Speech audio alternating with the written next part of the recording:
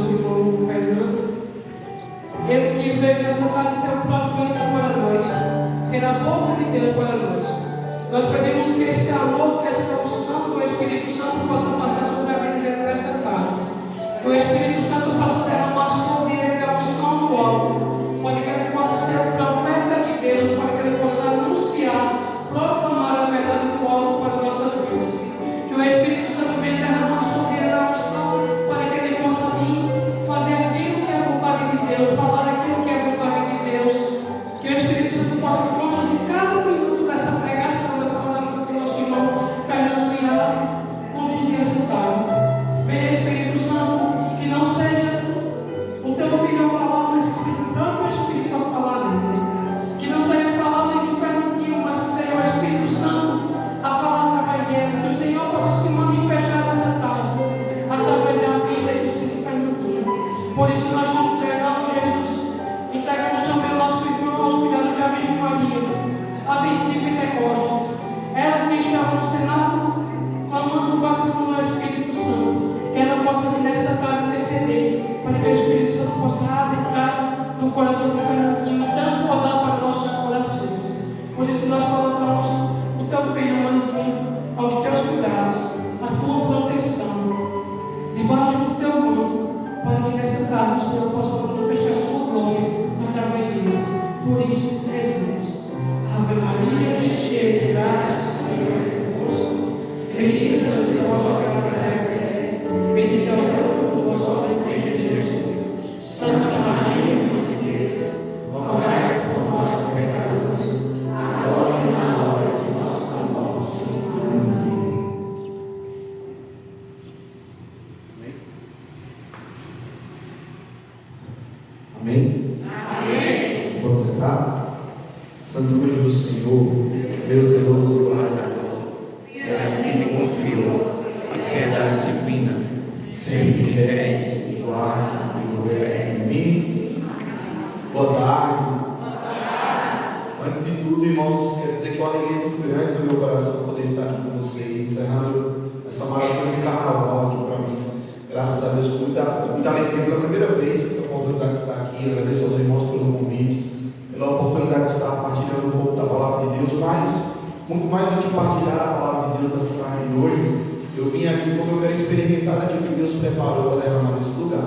Amém? Amém. O grupo de oração com certeza já há algum tempo se prepara para que esse encontro aconteça. O grupo de oração se reúne, reza, intercede, e marca encontros, e corre atrás de uma coisa, e corre atrás de outra. Então, há algum tempo eles vêm se preparando. Mas eu tenho certeza que desde a eternidade o Espírito Santo já sonhava com esse encontro. E ele sabia que você estaria aqui. E ele sabia que eu estaria aqui também.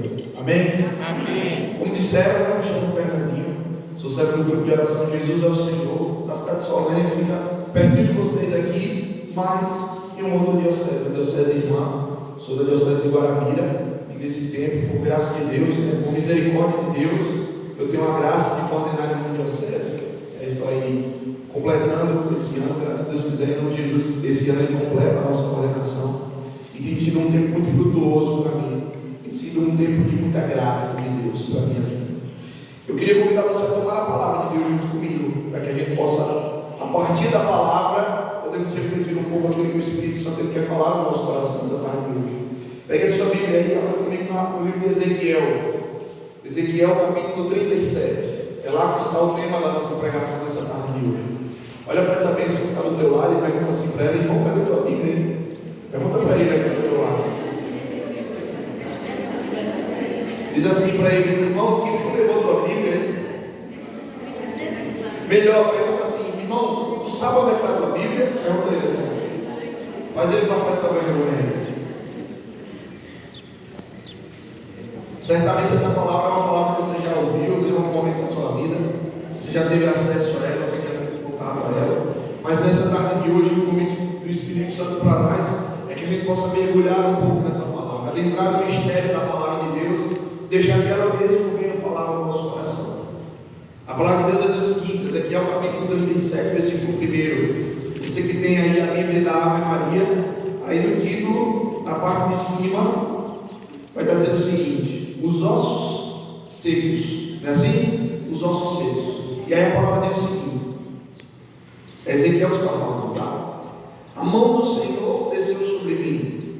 Ele me arrebatou no espírito e me colocou no meio de uma planície que estava coberta de ossos. Ele fez-me circular em todos os sentidos no meio desses ossos numerosos que jaziam na superfície. Eu vi que eles estavam inteiramente secos. Disse-me o Senhor: Filho do homem, poderiam esses ossos retornar à vida? Senhor Javé, eu respondi, só vós o sabeis. Ele disse-me então, preste atenção que Deus disse ao profeta Ezequiel: profere um oráculo sobre esses ossos, ossos dessecados, lhe dirás, escutai a palavra do Senhor. Eis o que vos declara o Senhor Javé: vou fazer reentrar em vós o sopro da vida, para vos fazer viver. Porém, vós músculos, farei vir carne sobre vós, vos cobrirei de pele. Depois farei entrar em vós o sopro da vida, a fim de que revivais, e sabereis assim que eu sou o Senhor. Profetizei, pois, assim como tinha recebido ordem. No momento em que eu comecei, um barulho se fez ouvir, em seguida um ruído ensurdecedor, enquanto os ossos se vinham unir uns aos outros. Prestando atenção, eu vi que se formavam sobre ele músculos, que nascia deles carne, e que uma pele os recobria. Todavia não havia espírito. Versículo 9. Profetiza ao espírito, disse-me o Senhor. Profetiza, filho do homem, e dirige-te ao espírito. Eis o que diz o Senhor Javé: vem espírito dos quatro cantos do céu, sopra sobre esses mortos para que revivam. Proferi o oráculo que ele me havia ditado, e daí a pouco o espírito penetrou neles. Retornando à vida, eles se levantaram sobre seus pés, um imenso exército. Então o Senhor me disse: filho do homem, esses ossos são toda a raça dos israelitas. Eles dizem: nossos ossos estão secos, nossa esperança está morta, estamos perdidos. Por isso, dirige-lhe o seguinte oráculo: eis o que diz o Senhor Javé: ó meu povo, vou abrir os vossos túmulos, eu vos farei sair deles, para vos transportar à terra de Israel. Sabereis então que eu é que sou o Senhor, ó meu povo, quando eu abrir os vossos túmulos e vos fizer sair deles, quando eu colocar em vós o meu espírito, para vos fazer voltar à vida, e quando vos hei de restabelecer em vossa terra. Sabereis então que eu sou o Senhor, que o disse e o executei. Oráculo do Senhor. Palavra do Senhor. Vamos aplaudir a palavra de Deus. Sabe, meus irmãos, quando eu relia essa palavra, quando eu rezava com ela, e quando eu perguntava a Deus o que Ele queria fazer em nós a partir dessa palavra, o Senhor ia trazendo o sentimento do meu coração. O Senhor me fazia recordar, Ele me fazia retornar lá na obra da criação, lá no livro do Gênesis, quando o escritor sagrado ele vai começar a narrar para nós como se deu a obra da criação, como foi que Deus ele foi criando todas as coisas, como foi que Deus foi fazendo todas as coisas. E aí a gente vai ver que ao decorrer dos dias, à medida que os dias iam passando, Deus ia lá e criava as águas, Deus ia lá e criava as montanhas, Deus ia lá e criava os animais, Deus ia fazendo cada coisa, Ele ia criando os vegetais, e a palavra de Deus ela vai nos dizer que ao final de cada dia, se a gente puder imaginar assim, para nos facilitar a compreensão, Deus pegava uma cadeira, Ele sentava e Ele ficava contemplando a obra da criação, Ele ficava olhando aquilo que Ele havia criado, e todos os dias Deus chegava a uma conclusão. Ele olhava para as águas que Ele criou, e a palavra de Deus vai nos dizer que Deus viu que aquilo era bom. Deus olhava para as montanhas que Ele havia feito, e quando Ele contemplava aquelas montanhas, Ele via que aquilo era bom. Deus olhava para os animais, Ele olhava para as plantas, olhava para os vegetais, e a conclusão que Deus tinha a cada dia era de que aquilo era bom. E quando Deus vai criar o homem, quando Deus vai fazer o homem, ainda no livro do Gênesis, nós vamos ver que Deus ele pega um punhado de terra no chão, e Ele vai fazendo aquilo que o profeta Isaías ia falar depois lá no capítulo 43 e no versículo 1. Deus ele vai criando a partir do barro o homem. Deus ele vai dando forma ao homem a partir do barro. moldando a figura humana, Ele vai formando nas suas mãos, Ele vai dando forma ao homem, Ele vai dando forma à criatura. Mas a palavra de Deus, ela vai nos dizer que quando Deus ele terminou de formar aquele boneco nas suas mãos, quando Deus olhava para aquele boneco, Ele via que aquilo ali era somente um boneco. Ou seja, trazendo para essa mesma palavra que diz Ezequiel nos nossos ceios, não havia vida, não existia vida naquele boneco. E aí o que acontece? A palavra de Deus ela vai nos dizer que Deus ele sopra sobre as narinas daquele boneco. A igreja ela vai nos ensinar que esse sopro de Deus é um ruar, é o hálito de vida que Deus sopra sobre aquele boneco, e somente a partir do sopro é que o boneco ele se torna um ser vivente. Ou seja, irmãos, antes do sopro de Deus, aquele boneco ele era somente um boneco, nada mais, um boneco de barro, um boneco de terra. Mas a partir do sopro de Deus, a partir do hálito de vida que é liberado sobre aquele boneco, é que ele se torna um ser vivente. O que é que eu quero dizer para você com isso? É que ainda hoje é assim que funciona. Sem o hálito de Deus na nossa vida, sem o sopro de Deus na nossa história, sem esse ruar de Deus sobre nós não passamos de bonecos. E sabe o que é pior? Nós somos apenas bonecos nas mãos do inimigo de Deus. O inimigo de Deus ele brinca com a gente, irmãos, muitas vezes. É assim como ele funciona. O inimigo de Deus, ele, como a gente costuma dizer, ele faz a gente de gato e de sapato. O inimigo de Deus ele usa a gente como uma criança, ela brinca com um boneco. E a criança, você sabe que a criança ela não tem limites, né? A criança ela pega a cabeça do boneco e ela vira assim totalmente. A criança ela pega o boneco e ela arranca o braço, ela arranca uma perna. A criança ela pega o boneco e joga o boneco para cima. A criança sobe, vai lá na janela do quarto, ela joga o boneco lá embaixo e machuca e quebra e racha o boneco. É exatamente isso que o inimigo de Deus ele tem feito com a criatura humana, irmãos. É exatamente isso que o inimigo de Deus ele tem feito comigo, ele tem feito com você.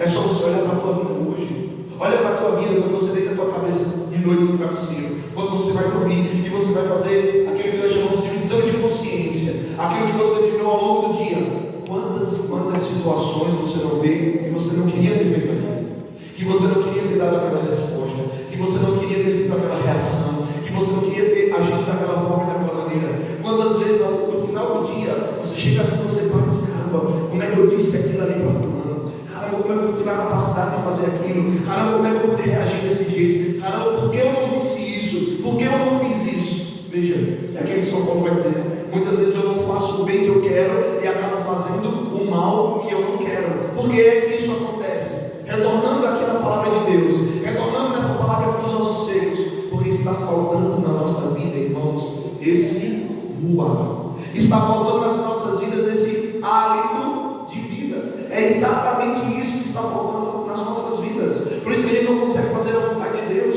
Por isso que a gente não consegue fazer aquilo que é certo. Nós somos como que bonecos na mão dos homens, na mão do inimigo. É isso que funciona. É isso que acontece nas nossas vidas. Mas veja que coisa interessante. Preste atenção em mim aqui. Veja que coisa interessante. A palavra vai nos descrever sobre esses ossos secos. A palavra vai narrar sobre nós, sobre esses ossos. Mas nós podemos imaginar que hoje eles estão na condição de ossos. Mas um dia eles tiveram vida. É assim que funciona. Um dia eles existiram. Um dia eles foram alguém. Como é que um corpo, como é que alguém que está vivo se transforma em uma caveira? Quando é que isso acontece? Quando eu rezava, sabe o sentimento que o Senhor trazia no meu coração? O Senhor me dava duas palavras quando eu rezava. A primeira palavra que o Espírito Santo colocava no meu coração era a palavrinha manutenção. Olha para a pessoa que está do outro lado e fala isso para ela: manutenção. O que está faltando na tua vida, meu irmão, é manutenção da vida do Espírito. Fala para ela: o que está faltando na tua vida é manutenção da vida no Espírito. É manutenção da vida do Espírito.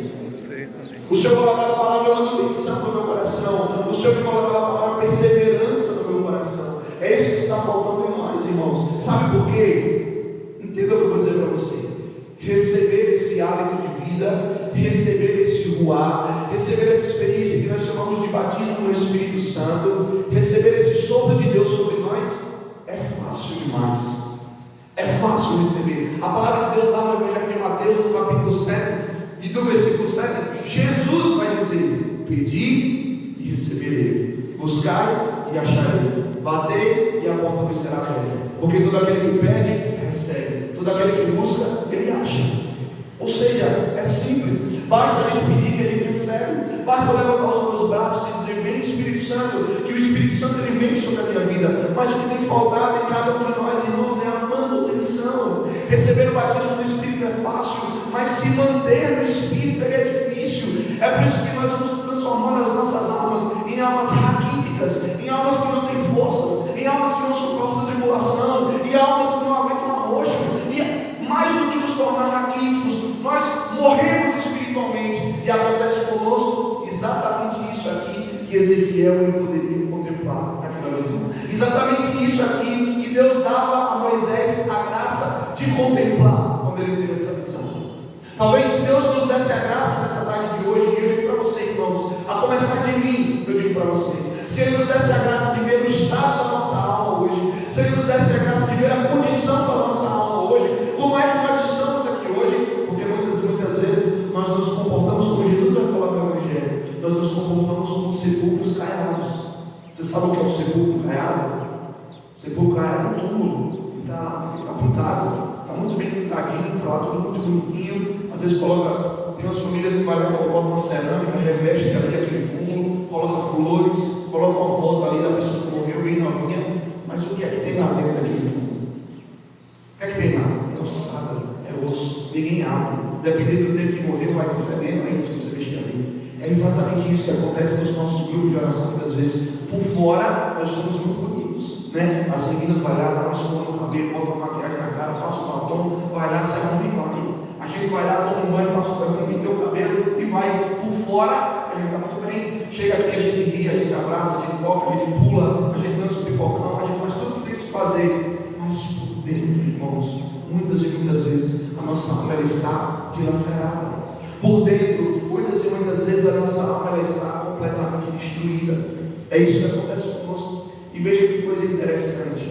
Aquilo que as Sagradas Escrituras elas vão nos dizer aqui nessa palavra de Ezequiel. Ainda no começo, ainda no versículo 2, Ezequiel ele começa a descrever a visão que Deus dava a ele a graça de ver. Pega aí o versículo 2, junto comigo.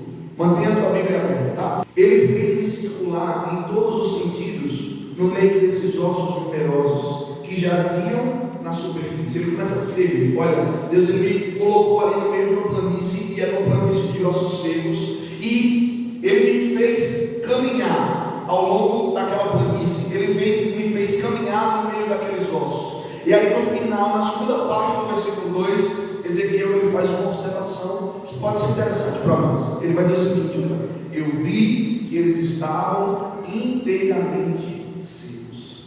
Ou seja, irmãos, não faz pouco tempo que aquela ossada estava ali. Na verdade, não se sabe há quanto tempo aqueles ossos eles estavam ali. A única conclusão que a gente pode chegar, a partir dessa observação que Ezequiel faz ali no final do capítulo do versículo 2, é que provavelmente fazia muito tempo que aqueles ossos estavam ali. Fazia muito tempo que aquela ossada estava ali levando sol, levando chuva, estava esquecida, estava abandonada, ninguém lembrava que existia, somente estava lá jogada como se fosse lixo. Nós precisamos na nossa vida, irmãos, ter a capacidade de olhar para a palavra de Deus, de ler a palavra de Deus e trazer a palavra de Deus para a minha vida. Se eu não tiver essa condição, se eu não tiver a capacidade de fazer isso, a palavra de Deus vai ser somente um livro de histórias.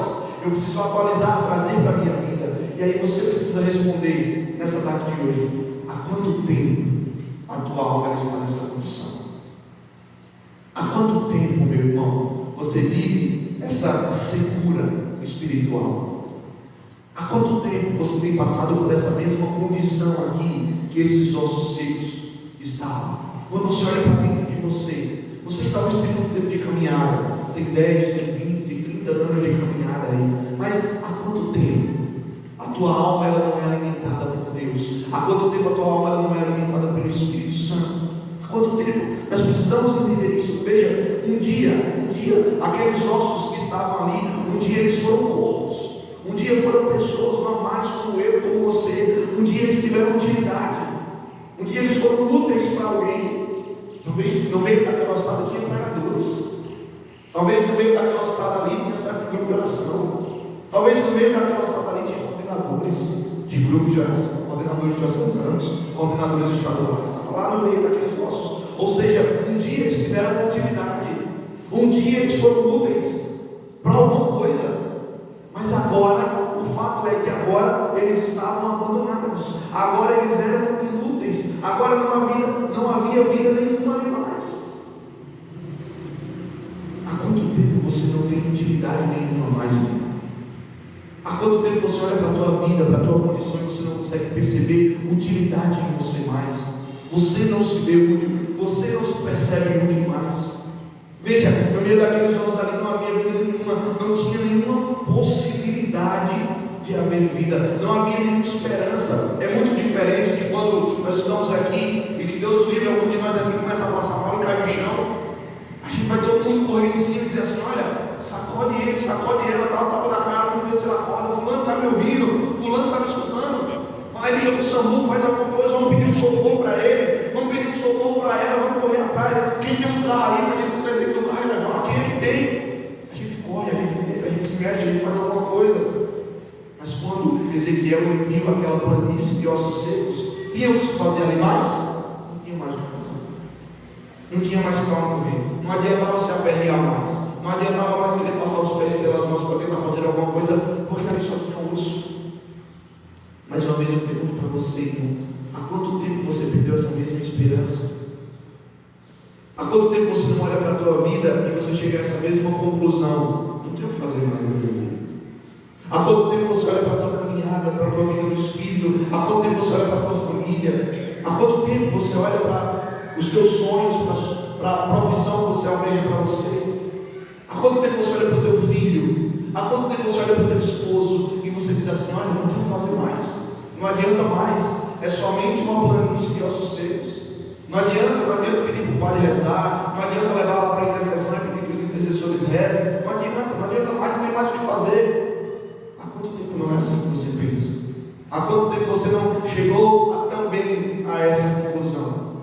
Veja que coisa, irmãos, era impossível que se apresentava ali naquela hora. É tanto que Deus até pergunta: Ezequiel, filho do homem, diante do que você está vendo, você acha que esses ossos eles podem voltar à vida?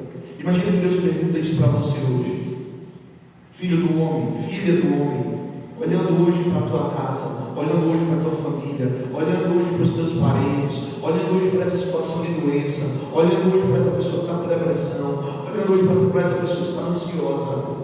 Existe condição dessa pessoa voltar à vida? Qual é a resposta que você teria para dar a Deus hoje? Qual é a resposta que nós daríamos a Deus hoje? Ezequiel, ele só se sair, foi isso. Ezequiel ele foi ligeiro, ele vai dizer assim: não, só o Senhor que sabe, se tem condição para voltar. Humanamente falando, talvez a vontade de Ezequiel era dizer assim: olha, aí não tem o que se fazer não, aí não tem mais para onde correr não, aí já era, aí já perdeu. Mas veja, era um impossível que se apresentava ali naquela situação. Qual é o teu impossível hoje, meu irmão?